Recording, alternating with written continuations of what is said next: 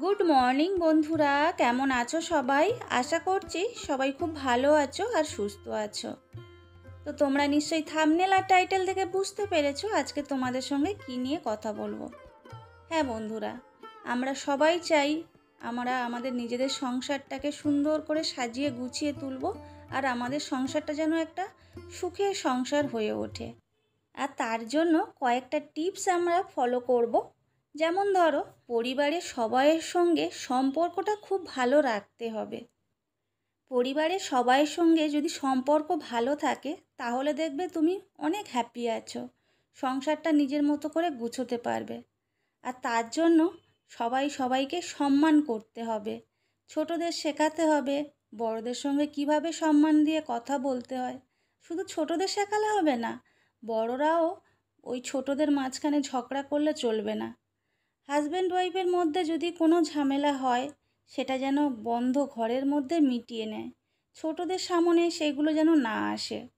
আর পরিবারের মধ্যে যদি কোনো অশান্তি হয় সেটা না বাইরের লোককে বলতে যেও না, কেননা তোমার পরিবারের মঙ্গল তুমিই চাইবে, বাইরের লোক কিন্তু তোমার মঙ্গল খুব একটা চায় না। তারা সুযোগ নেবে, তারা হয়তো তোমার এই অশান্তি শুনে তোমাকে এমন পরামর্শ দেবে যে পরিবারের সদস্যদের সঙ্গে তোমার সম্পর্ক খারাপ হয়ে যেতে পারে। আর যদি তাও নাও বলে, হয়তো একসময় এমন দিন আসবে তোমার পরিবারের সবাইয়ের সঙ্গে হয়তো সম্পর্ক ঠিক হয়ে গেছে, আর যাকে তুমি গল্প করেছিলে তার সঙ্গে সম্পর্ক খারাপ আছে, তখন কিন্তু সে ওই কথাগুলো তুলবে। আর তোমরা সব সময় চাইবে পরিবারের সবাই একসঙ্গে একটা টাইমে খাওয়া দাওয়া করতে। সেটা দিনে হলে দিনে হবে, না হলে রাতে। আসলে দিনের বেলায় কি হয় বলো তো, সবাই স্কুল থাকে, অফিস থাকে, হয়তো সব সময় একসঙ্গে খাওয়া দাওয়া হয় না। কিন্তু রাতে যদি তোমরা সবাই একসঙ্গে খাওয়া দাওয়া করো তাহলে দেখবে সবাইয়ের সঙ্গে একটা খুব সুন্দর সম্পর্ক গড়ে উঠেছে। এরপরে আলোচনা করব টিপস নাম্বার 2। একটা সংসারে প্রচুর কাজ থাকে, মেয়েদের তো সেই সকাল থেকে কাজ শুরু হয় আর শেষ হয় ঘুমোতে যাওয়ার আগে পর্যন্ত। দেখবে রাতে হয়তো কিছু কাজ তুমি সেরে রেখেছো, তাও সকাল হতে না হতে এক গাদা কাজ এসে জড়ো হয়। তখন মাঝে মধ্যে মনে হয় দূর, এত কাজ ভালো লাগে না। আবার কাজগুলো না করেও পারা যায় না। আসলে সংসারটা হলো মায়ার জায়গা, তুমি সংসার ছেড়ে কোথায় যাবে বলো? সংসার তোমাকে এমন মায়ায় জড়িয়ে রেখেছে যে তোমাকে কাজগুলো করতেই হবে। তাই কাজকে দেখে ভয় পেলে চলবে না, কাজ তো আমাদের করতেই হবে। যত অলসতা ভাব লাগবে না, দেখবে কাজ জমে যাবে, আর একসঙ্গে অনেক কাজ জমে গেলে তখন আরও ভয় লাগবে কাজ দেখে। তাই প্রতিদিনের কাজ প্রতিদিন করে নিতে হবে।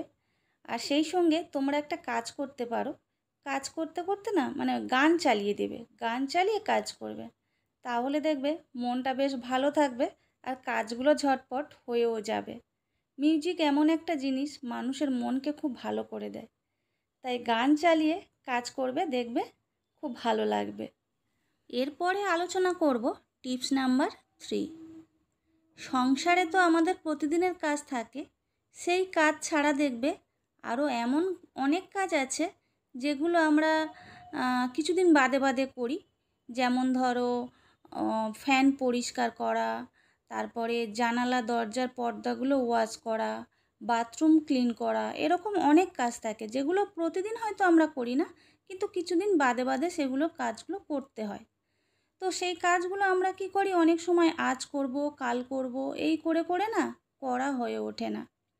তো সেই কাজগুলো কি করব, আমরা একটা খাতায় লিখে রাখব, আর প্রতিদিন কোনো না কোনো একটা করে কাজ ওই প্রতিদিন কাজের সঙ্গে সেই কাজটা অ্যাড করব।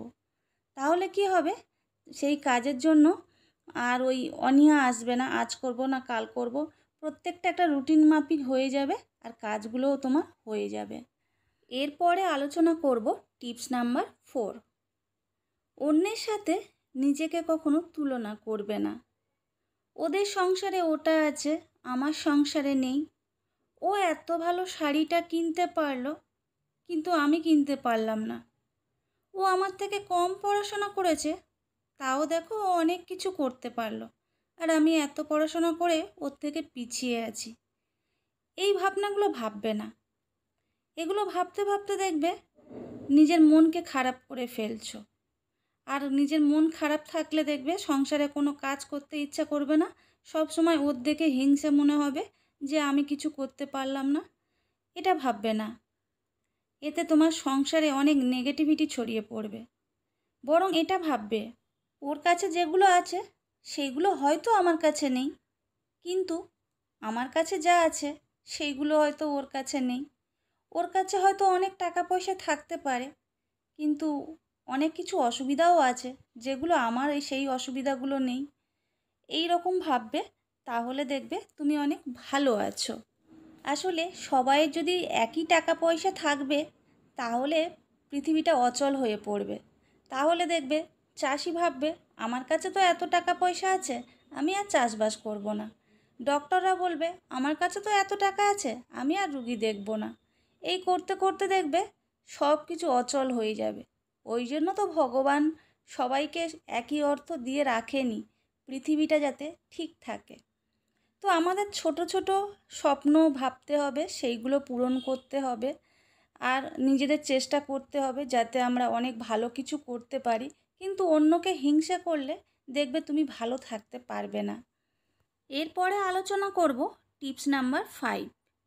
আমরা মেয়েরা বাড়ির সবাইয়ের যত্ন নিতে পারি, কিন্তু নিজেদের দিকে আর তাকাই না, তখন আর ইচ্ছা করে না। এর ফলে কি হয়, আমাদের বিভিন্ন শারীরিক সমস্যায় ভুগতে হয়।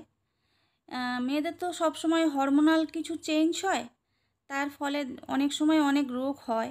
হিমোগ্লোবিন কম হয়ে যায়, অনেক সময় দেখবে প্রেশার আপ ডাউন করে, থাইরয়েডের সমস্যা দেখা যায়, বিভিন্ন কিছু।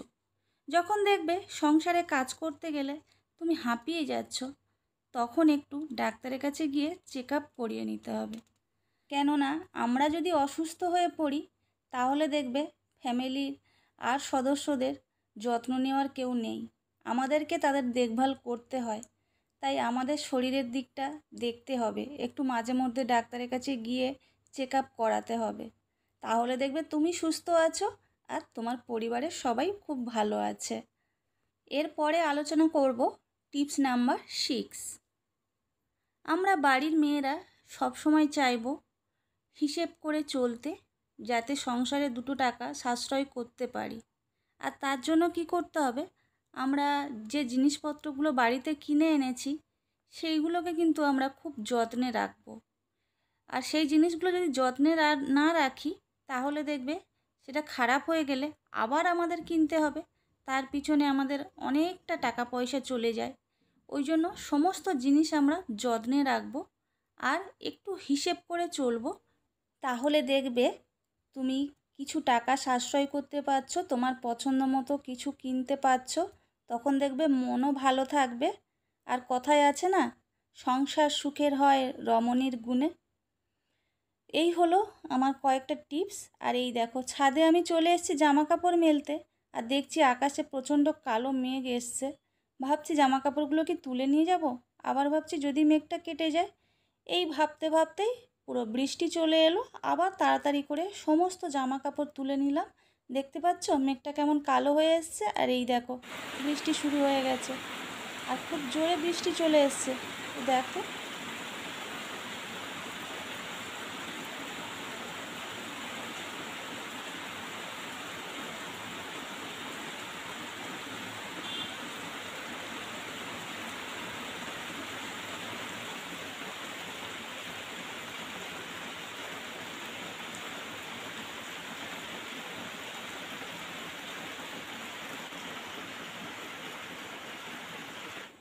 তো বন্ধুরা, এই বৃষ্টি দেখতে দেখতে আজকের এই ব্লগটা এখানে শেষ করব। তো তোমাদের আজকের ব্লগটা কেমন লাগলো অবশ্যই কমেন্ট করে জানিও। যদি ভালো লেগে থাকে তাহলে প্লিজ চ্যানেলটা সাবস্ক্রাইব করে দিও, লাইক করে দিও আর শেয়ার করে দিও। আর যে সমস্ত বন্ধুরা অলরেডি সাবস্ক্রাইব করে রেখেছো তোমাদের জানাই অসংখ্য ধন্যবাদ। এইভাবে পাশে থেকো। আজকের এই পর্যন্ত, টাটা।